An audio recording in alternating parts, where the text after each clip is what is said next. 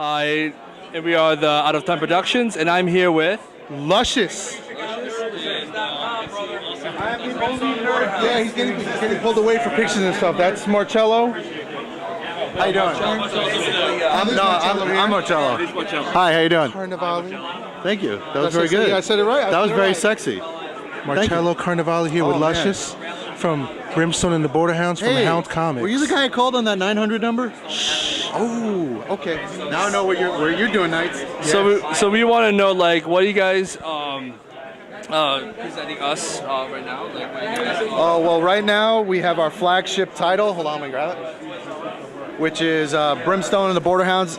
It's the flagship title for Hound Comics, which is the comic book company founded by myself and my co-CEO Brimstone. And right now, this is issue 3, which is on sale right now in Barnes & Noble, and it's on sale on Amazon.com. In July, we got issue 4 coming out. Issue 4 will be on sale in every single Barnes & Nobles across the country, which is very cool because we're the only independent comic book to be sold through Barnes & Noble. We're actually we just signed our deal with Diamond Distribution, which is the #1 comic book distributor in North America. We just signed our deal with them, so we're going to be sold through Diamond. And we are shopping the Brimstone and the Borderhounds animated series right now to a bunch of different networks right now. We're doing it in conjunction with Floating Pear Productions, which is a great animation house down in Connecticut.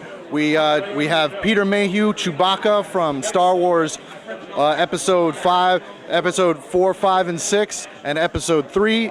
Peter Mayhew, the man Chewbacca, he's going to be doing one of the voices.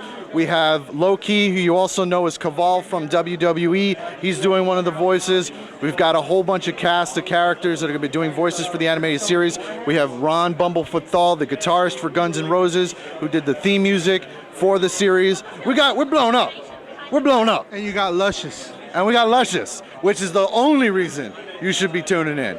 So we're moving along, you know, we're moving along. We're trying to get our name out here. We're having a great time here at Wizard World. You know, we thank you guys for getting us out there. We want to thank all the fans out there. If you want to come check us out, www.theborderhounds.com for Brimstone and the Borderhounds. If you want to check out Hound Comics, www.houndcomics.com. And one more plug, we're on Facebook, so if you go to the Borderhounds on Facebook or Hound Comics on Facebook, hit us up, friend us, like us, send us an email. We're fans. We started out as fans. We are now doing what we love to do, so we love the fans because we are fans. So come check us out. So anyways, I have a question.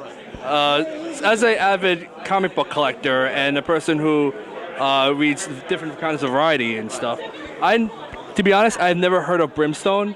Could you shed us some light about, like, what is this comic book basically about, and maybe give us an idea what this, you know, give the audience, like, what this comic book can really show, what it talks about. No problem. We are a new title, so everything like that. So basically, not giving away too much because we want you to buy it. Brimstone and the Borderhounds basically takes the afterlife genre of comic books to a whole new level. Okay, so it's basically what happens, what really happens after you die, where you go, and who is supposed to keep you there. And that is the whole premise of Brimstone the Borderhounds. Think of it as Border Patrol in alternate dimensions kind of thing. You know, it's a very kind of esoteric, existential type of book. Don't want to get too deep into it or anything like that. But basically, where you go after you die, what really happens to you after you die, and who is supposed to keep you where you are. So that is the basic premise of Brimstone and the Borderhounds. The animated series is the same thing, but, you know, the animated series might be a little different because if the animated series ends up on Nickelodeon, it might have to be a little bit more different than if it was on Adult Swim. So I was wondering, what inspired you to create this kind of comic book? I have been a comic book fan since I can remember. You know, I remember I was born and raised in Europe, and the first comic book I ever read was 2000 AD. I don't know if you guys are familiar with 2000 AD, which was like a serial book. So I was, you know, one of my first favorite comic book characters was Judge Dredd.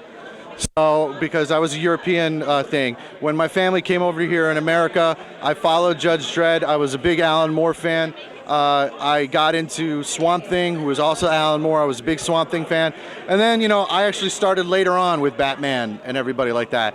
And I was a fan of underground comics when Eastman and Laird were doing Teenage Mutant Ninja Turtles before anybody knew who Teenage Mutant Ninja Turtles was. I just wish I had kept my original copies, which I didn't. I was a fan of guys like Tim Vigil, who did Faust and everything like that. Sorry. No. But we want to know, like, what inspired you to create this? Oh, what inspired me? Yeah, what really made you want to? Well, you know, Brim over there, we both came up in professional wrestling together, more so Brim than myself. He was fairly popular. He did a couple things for the WWF when it was WWF. And his gimmick, we kind of sat down one day. Jake Chabot, who is actually in the booth right over there, did a sketch of Brim as a comic book character. And we kind of looked at it and we said, you know what? This would be really great to become a comic book. So me and Brim, we sat down at a diner and we just basically, I'm a writer by trade. I used to write for a bunch of different shows, and I used to write for a couple different companies. And we sat down and we kind of hammered out like a whole story around it. It's got nothing to do with professional wrestling. We created a whole universe around the original character. So, and that was really what it was. My upbringing in comic books and my familiarity with like a lot of comic book characters, and Brim's character in professional wrestling that inspired the whole book to come about. Well, anyways, we want to thank you for taking your time to interview for us. Thank you. Thank you. Honestly, let me tell you something. If it wasn't for guys like you and the fans out there and the people that watch your show, and for guys like you that are very loyal fans, we wouldn't be anywhere. So I want to thank you guys for doing such a great job, and support your local comic book shops.